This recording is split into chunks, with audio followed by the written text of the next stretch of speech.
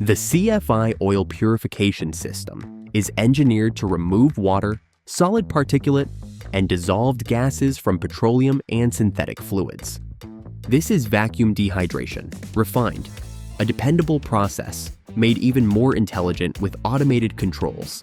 Here's how it works. A vacuum pump creates a low-pressure environment, drawing fluid from a reservoir into the system.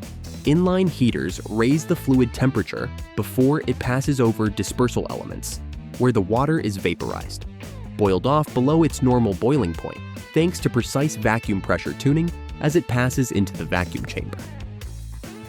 Vapor is condensed and collected.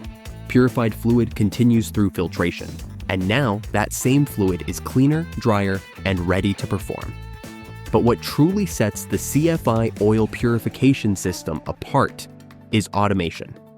Traditional units require manual tuning, needle valves, temperature guesses, constant babysitting.